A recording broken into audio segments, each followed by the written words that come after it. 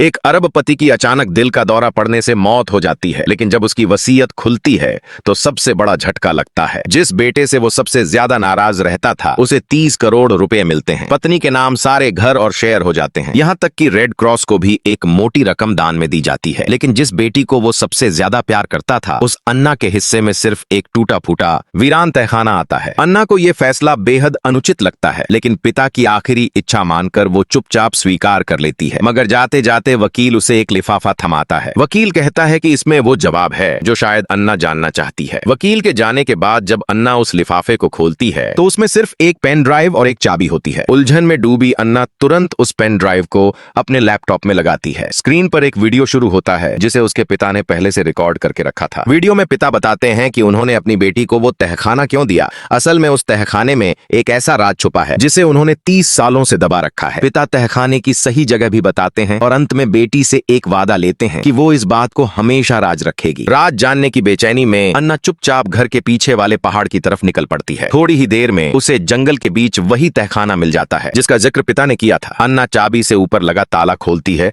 और हिम्मत जुटाकर धीरे धीरे अंदर उतरती है। जैसे ही अन्ना तहखाने के आखिरी कमरे तक पहुंचती है उसे वहां एक सफेद बालों वाला बूढ़ा आदमी कैद मिलता है। डर के मारे उसका दिल जोर जोर से धड़कने लगता है। फिर भी वो हिम्मत करके आगे बढ़ती है, मगर अगले ही पल कुछ ऐसा होता है जो उसे बुरी तरह डरा देता है और वो वहां से दौड़कर बाहर निकल जाती है। अन्ना को समझ नहीं आता कि आखिर इस तहखाने में एक अजनबी बूढ़ा आदमी क्यों कैद है। शुरुआत में उसका मन पुलिस को फोन करने का करता है, लेकिन जब उसे पिता का वो वादा याद आता है तो वो चुप रहने का फैसला कर लेती है। इसी बीच उसका भाई उसकी बेचैनी भांप लेता है। भाई पूछता है कि क्या वो संपत्ति के बंटवारे से नाखुश है और बड़े दिल से कहता है कि वो अपने हिस्से में से उसे 10 करोड़ रुपए दे सकता है। लेकिन अन्ना ये पेशकश ठुकरा देती है क्योंकि उसे यकीन है कि पिता ने जो भी बंटवारा किया उसके पीछे जरूर कोई वजह रही होगी। रात गहरी होते ही अन्ना एक पिस्तौल लेकर दोबारा उसी तहखाने में पहुंचती है। इस बार वो जानना चाहती है कि आखिर ये बूढ़ा आदमी है कौन। जैसे ही वो कमरे में दाखिल होती है बूढ़ा आदमी उसे पहचान लेता है। वो अन्ना की हर आदत के बारे में जानता है, यहाँ तक कि उसकी जांघ पर मौजूद तिल के बारे में भी। ये सुनकर अन्ना हैरान रह जाती है और पूछती है कि आखिर वो है कौन। मगर बूढ़ा आदमी सीधे जवाब देने की बजाय पहले खाने पीने की चीजें मांगता है। मजबूरन अन्ना अच्छा खाना और शराब लेकर तहखाने में लौटती है। खाना खाने के बाद आखिरकार बूढ़ा आदमी 30 साल पुराना अपना राज खोलता है। उसका नाम निक है और 30 साल पहले वो अन्ना के अरबपति पिता का सबसे करीबी दोस्त हुआ करता था। एक रात दोनों शराब पीकर बार से घर लौट रहे थे, तभी अचानक उनकी गाड़ी से एक राहगीर टकरा गया। घबराकर दोनों गाड़ी से उतरे तो देखा कि वो शख्स अभी भी सांस ले रहा है। निक पुलिस को बुलाना चाहता था, लेकिन अन्ना के अमीर पिता ने साफ मना कर दिया क्योंकि